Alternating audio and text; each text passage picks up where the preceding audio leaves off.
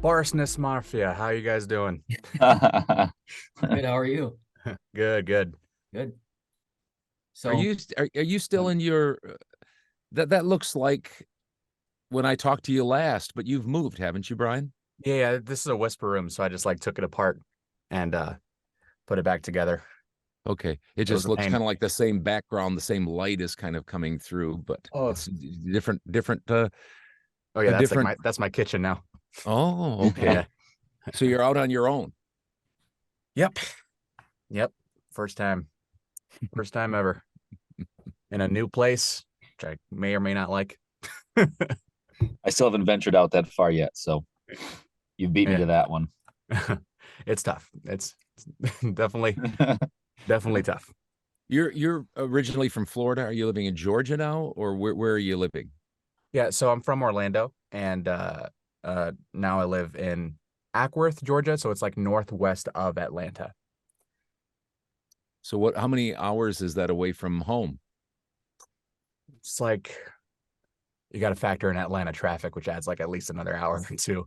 So Okay. that's like 6.5 no traffic, but like 7 or 8 hours if you like leave at 2 o'clock or something. Okay. Yeah.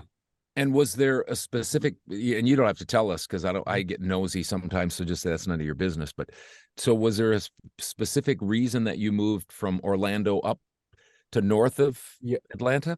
Yeah. So I wanted to move to Georgia for on camera stuff for Got acting it. because they shoot everything up here, and I thought it provides a little bit of advantage if I can work local because sometimes they need me like the Yeah. next day or something. Yeah. And north of Atlanta just because it's way nicer.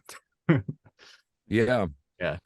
Yeah. I got into a lot of on camera stuff, but it really kind of ended because of talent, opportunity, and looks. But you have all those, so Oh, thank you. you must be doing fine. I appreciate it. And what's funny is What? that you book and then like they ship you off if you get a big enough role. Anyways, they pay for everything else. So I'm like, I haven't shaved because I got something in Texas, and I'm like, oh well, I probably should. Why did I move up here? All right. So are you busier with your on-camera stuff or voiceover? Voiceover. Yeah, because so voiceover is basically like my day job essentially, and then that kind of helps me support my on camera stuff. Uh, and especially now, like the month I moved here is right when the SAG-AFTRA strikes happened. So I'm like, all right, time for all this new opportunity to come over here. It's frozen. All right, Yeah. nice. All Yeah. voiceover then. Yeah. But you know that's you typically hear of the quote struggling actor Mhm. who is waiting tables Right. or doing something else, waiting for their big break. But here you're doing some acting. It's just behind the microphone, which is kind of neat. Yeah, that was my thought process too. I'm like, there's so much more opportunity and flexibility outside of just being a waiter because just seems like an outdated idea where actors. Mhm. And I tried it. I was a busser for a little bit, hoping to get promoted to a waiter eventually. And I'm like, oh, dude, this sucks. I can't. I don't know how long I can last here. Yeah. So your day job is your voiceover. Give us a little bit of an idea of how your voiceover. When we originally talked, you were doing really well on Fiverr, Yeah. and you hadn't done much with direct marketing. Mhm. But how are things shaking out now? Are things going So, okay? Or so Fiverr, don't know what happened. Because I used to be like one on the first page all the time, and then all of a sudden, I like never see myself anymore. I just never. So I noticed that like a lot of my money I make on Fiverr now is just off of my repeat clients. Mhm. So that like took a gigantic kick. It's like a worst nightmare. So I have been focusing mainly on primarily voices just because that way I can get paid faster. And then my direct email marketing stuff. And that has been slowly growing. It's a lot more than not doing it at all for the longest time. See if I can. This light is terrible. It's like a holy, Yeah, holy yeah, thing you around like me, you have a halo on you. right? You're looking like a biblical character there with the Right, longer exactly. hair and Yeah, beard I'm and like stuff. Yeah, preaching. Yeah. yeah. I had a question for Brian. How did you get into voiceover before the on-screen or like on camera acting and stuff like that, or did one lead into the other, or both So at the same time? technically on camera stuff came in first because I started taking acting classes when I was like 14 years old. Hmm. But like soon after I was like, oh, voiceover is a thing that I can do. Like, and I was like 16, 17 at the time probably. And then so I took some workshops on that, and I kind of wanted to do it at the same time because like, oh, I could be in cartoons, video games, all that kind of stuff. And then it wasn't until probably 2018, 2019 where I realized, oh shoot, I can use this as a means to fund my other acting career, you know. Mm-hmm. So like all the stuff I didn't even know about, like training videos, e-learning, all that stuff. Okay. I back to Fiverr for a minute. Yeah. I what John kind of started and managed my Fiverr for a long time. He still helps me out quite a bit. But like 2 years ago, I made $112,000 on Fiverr alone. Wow. And then last year it was down to 97. This year we're like at 54. Yeah. And you know, we still have 3 months, but it's not like I'm going to make, you know, $40,000 in 3 months. Right. So maybe John, you have a question, but the question I have is, so what you say, I don't know what happened, but do you have any guesses? I'm thinking it's a mixture of things. One, for whatever reason, I don't know why my gig isn't promoted and before it used to be. Like nothing really changed. I didn't change any keywords and stuff like that.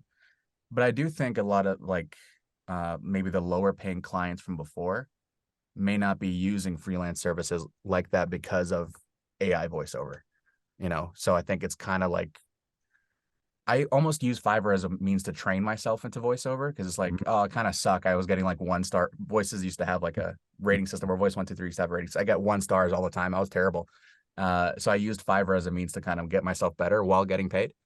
And now I don't know if that's possible anymore because a lot of that's kind of going away. Have you found that to be true? Like, for instance, it was a couple 3 weeks ago, I had 3 clients in a week, 1 new and 2 that had used me before, say, you know, we tried the AI voices, we don't like it, we're coming back to a human being.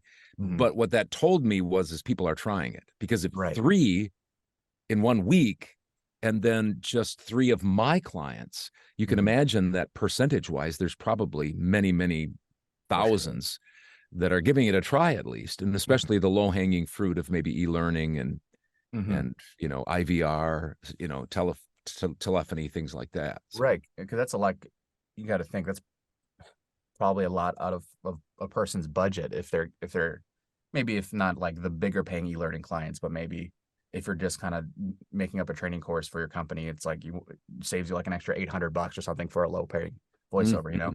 Yeah.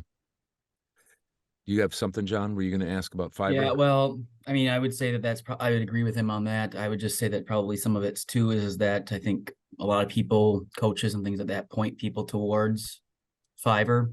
And so maybe that it's been, you know, flooded a little bit too. Right. You know? Which is funny because before it used to be the thing where it's like to avoid Fiverr at all costs. You know? Yeah.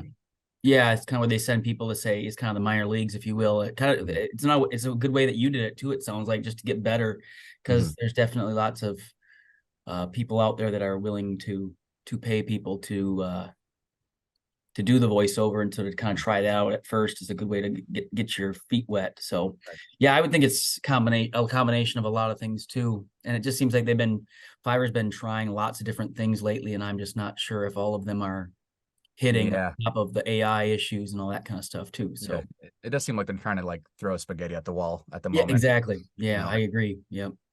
Yeah. One thing that we don't have to worry about is the people from like Pakistan and stuff like that. They don't want a robot voice. So we'll always have that work. You sound like a robot. Right. Well, I guess you're not going to AI. Although people do know if they don't like your performance, they're like, is this AI voiceover? I'm like, oh, you said you wanted conversational. Yeah. I think Hudson's, you're saying that like you're not picking on Pakistani people, but sometimes it seems like what happens is you give them just your normal read that everybody in the United States, even direct marketing agents, would accept, and they say, this sounds like a robot, I'm not going to pay you for it, and then they go and take it and they use it themselves. So right. Yeah, basically cancel the order. Yeah, we don't have to worry about a robot's voice taking our jobs, because they won't even take a real person's voice. Right. Yeah. Have you tried Upwork, or are you just Fiverr direct marketing and pay to play? I did make a profile on Upwork. I guess it's just so overwhelming every time I try to look at it. I'm like, what do I do here? You know what I mean? It's just a completely new system on top of the other things I'm trying to do. My mental bandwidth is kind of running a little low at the moment. So it's something I have a profile for. I haven't touched it, you know. Well, and it's such a different platform than Fiverr. I haven't had a great experience on Fiverr. I started 2021, Dad? Yeah. So that was I did the same thing, try to kind of earn while you learn. And then I got on Upwork, and the fact that you can go and look for jobs that you want, and people can still find you. They can say, oh, I want, like Fiverr, but like with Fiverr, it's kind of like sit and wait now that there's no buyer request, stuff like that. At least in my opinion. So if you're not that great, you're at the mercy of the algorithm and stuff like that. Not that you can't figure it out, but that's why I like Upwork. You can be a little bit more proactive, right? At least in my opinion. So yeah, that's something that I like about Upwork, because when they remove buyer requests, I think that really screwed people over. They have I forgot what it's called now. Briefs. Yeah, and I just don't think that works at all. They're usually no good. Before you used to be able to find a gem, or at least a repeat client that you could $5 every week or something. But that's just gone now, and especially with YouTube stuff, that everybody wants to work off of Fiverr, so you can't even build reviews on your thing. It's like, want to do Trello? And I'm like, dude, I don't care about making $20. You know what I mean? An extra $20, Yeah. I remember, I think, Jonathan, you told me, when you're a voiceover person, you just think the world revolves around voiceover people. And Fiverr, Jonathan told me that, I don't know if you'd read this or just knew it, but they make a lot more money with other things, whether it's logos or web things, stuff like that. And so I don't know if they care that much. Obviously they want the money, but I don't know if they're thinking so much of their platform for voiceover. That's the funnel that I try to make money in. And so I wish that they would be more attuned to, this isn't working. This isn't good. Don't you want, it's like for me, don't you want to make the most amount of money, Fiverr? So why don't you get more money to the people? Like I made $112,000 just 2 years ago. Don't you want 20% of $112,000? Don't you want that consistent? But it doesn't seem like they do. And it's weird to me, but yeah. And it's like, I think they're kind of like, I guess they're changing it with the new revamped version with the Fiverr Pro. But like, there's still the stigma of having lower paid jobs on Fiverr. I'm like, try to compete with Voices. Try to compete with Voice 123. You know what I mean? Like, they still have some pretty good clients to go through there. Like, make that your competition rather than just kind of fishing for the $5, $20 jobs that people get. Have a wider range of an audience. But yeah, you're right. I didn't even think about that. Fiverr might not care about voiceover people all that much. It might be a small percentage of the whole pie that they have. Now you have, because of, so are you a SAG-AFTRA on camera? No. So I'm non-union, but I am SAG eligible, but it just wouldn't make sense living in Florida and then Georgia, I guess, right to work states, right? Okay. So you don't, so you're still kind of testing out the acting, on camera acting. Would you ever move to LA or New York, or would that depend on, here's your big break kind of thing? Yeah. If I had to, it's just that the industry's changed a lot with self-tapes. So now, before you used to have to drive to the audition place and perform in front of casting directors, but now you kind of do that, you self-tape it, and then you perform for a callback. You do it over Zoom. It's still kind of like they prefer LA. There's still a stigma with LA local talent, but we prefer them. But I'm starting to see it like change a lot. Like one of my closest friends, he just booked a film, and he as the main bad guy opposite John Travolta, and he lives in Florida. So I think it's changing now with the internet, and the industry just kind of slowly, but these things take time. It's a bit of a dinosaur industry that's figuring stuff out. So I want to get back to voiceover for a minute, because that's kind of but we're also trying to get to know you. Tell us a little bit about, like, for instance, you mentioned you're going to Texas for this role that you're playing. Is that true? Mm-hmm. And so tell us, those of us that, have never done this, what does that look like? So do they fly you out there, or do you have to pay for it? You have to get yourself out there. Do they set up, a hotel for you to stay in? What does that look like practically? Well, it depends. It depends project by project. Like if you have a bigger role, then they pay stuff for you. But other times you do have to pay out of pocket, and that wouldn't make sense all the time, unless you're getting paid a decent amount. But with this one, they're flying me out. They have like a place where they're having me stay, and it's pretty nice. It's like one of my first really big meaty roles that I can actually kind of dive deep into and have and not pay out of pocket. I'm not going to be in the negative. It's going to be nice. Yeah. So how long will you be out there? Is it is it undetermined? I mean, because you're one of the main people, so it's like, or do they block out a week for you and then you just do your thing? And so it's going to be, I'm going to be there from the 16th to the 21st. I'm flying there the 16th, leaving the 21st. I'm working 2 days.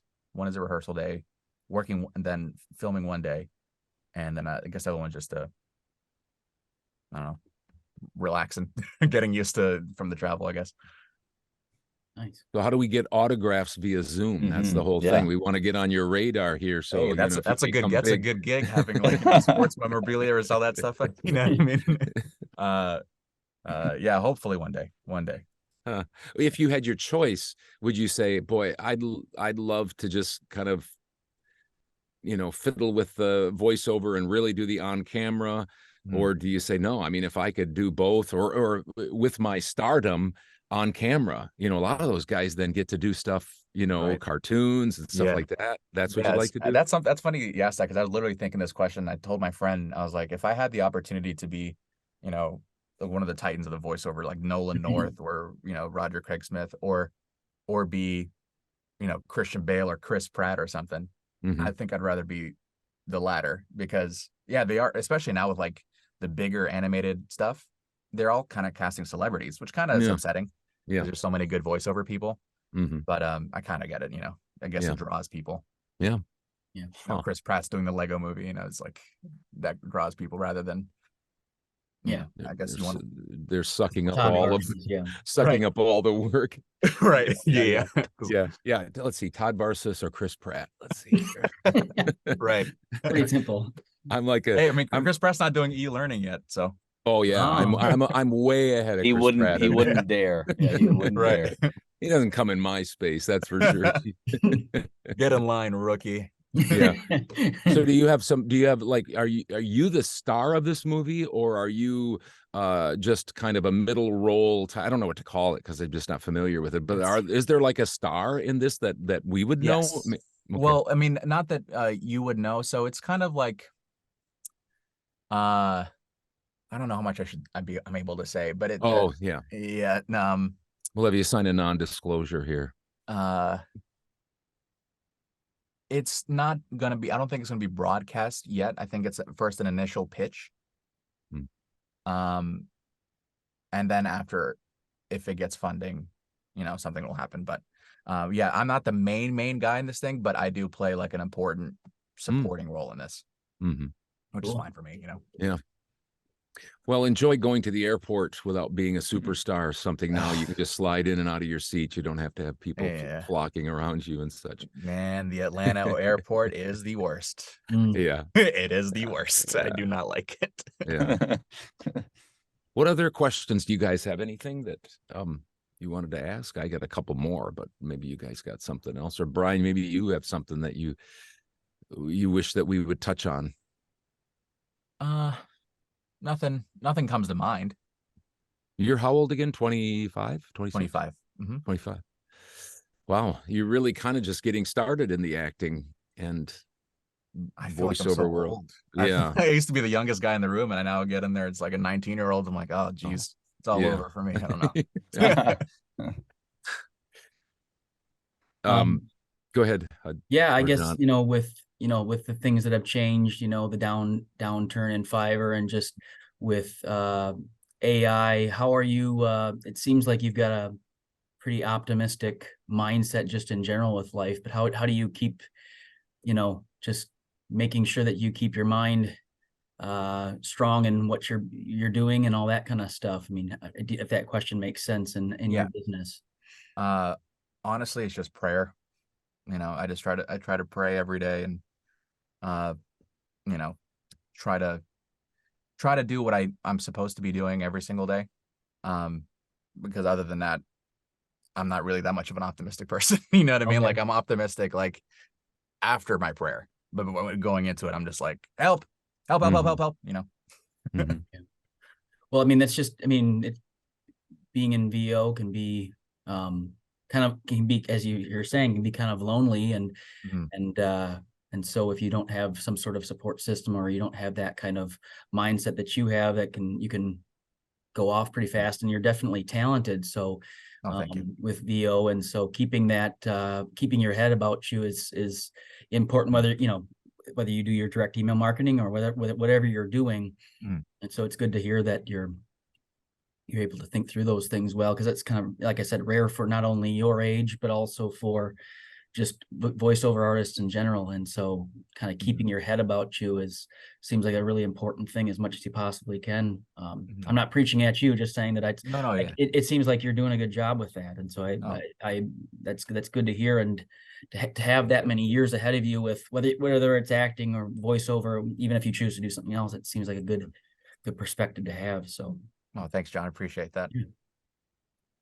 Yeah, I'm glad you brought that up, John, because I talk so much about mindset, because I think that separates people. And I guess I was just curious, here you're kind of a double creative. I don't think I'm that creative. I think I'm more of a businessman that likes to do voiceover.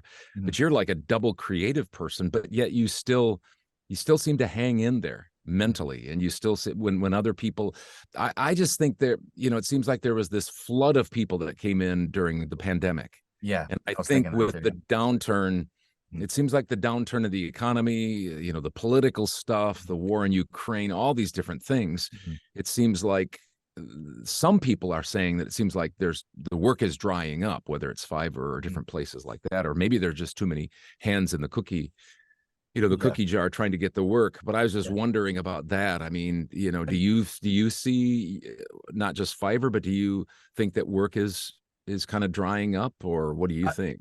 I do think voiceover is now saturated. I think there's a lot, and I didn't even realize this, I guess, because I didn't really pay attention to it until like just recently, because I have to pay bills to pay now. But like just looking at LinkedIn and seeing even Fiverr, like, I think when I joined, I even joined late 2019. That's like 18,000 people were on there. Now it's like close to 30,000 people on Fiverr. And you look on LinkedIn, there's a lot of people. And I mean, eventually the market kind of works itself out, and, people kind of start to drop off. But I do think, I mean, if you want to do this like seriously and full time, there's really no other option but to just kind of grind your head against the wall and hope that it works out. You know what I mean? Yeah. Other than that, like, I mean, what else are you going to do? You're just going to complain about it? Well, it seems like a perfect storm with the pandemic, AI, the economy, the war, all these different things kind of all coming together. And there was this huge flood of people that said, hey, I can get paid to do it at home. I can get on Fiverr. I can make money. And Side I just think, stuff, I think there's going to be, right now, I think there's a thinning of the herd. I was telling the boys that I heard on one Facebook group that I'm a part of, I heard 3 people talk about how they're done with Fiverr. They're just tired of it. And so I just think, well, I'd like to be done with Fiverr too, but I'm going to keep going on it. And one of the things I'm hoping is that you know, 1,000 here and 1,000 there will end up falling off, and I'll kind of keep grabbing some fruit, even if there's AI issues and things like that. I don't know what you think about that. Yeah, no, that's I think the only way to go if you want to, because more people leave, there's more opportunity, you know. Yeah, for sure. I had a question for Bryan. Did you start out in a hobo fort, or did you get a home studio like the Whisper Room you have right now?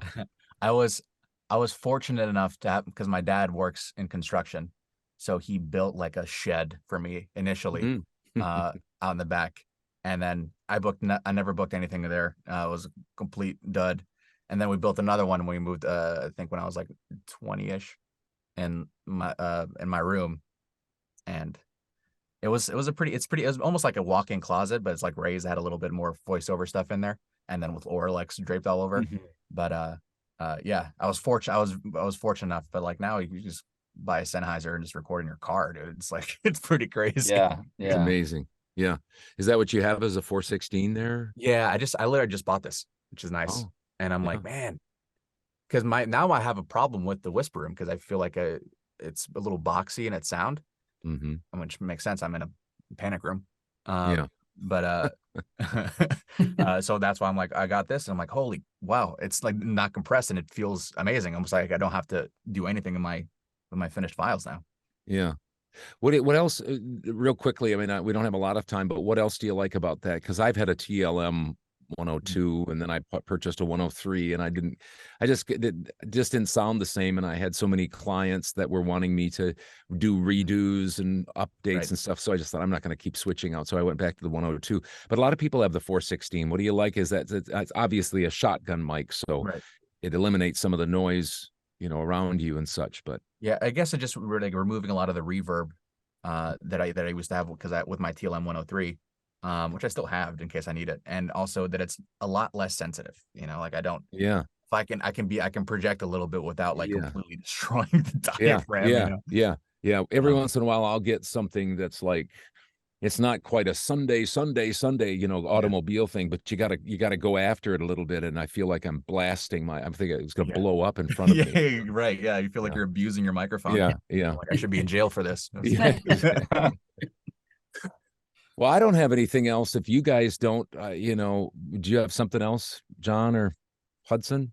No, we've appreciated working with you so far, and we like your attitude, and thank you guys. Obviously, like I said, you're a good talent, and so hanging in there, you know, whatever you decide to do as you progress in life, I think that having that attitude is only going to give you success. And so we enjoy working with you, and we wanted to meet with you, and we're glad we have. So likewise, appreciate you guys. Yeah.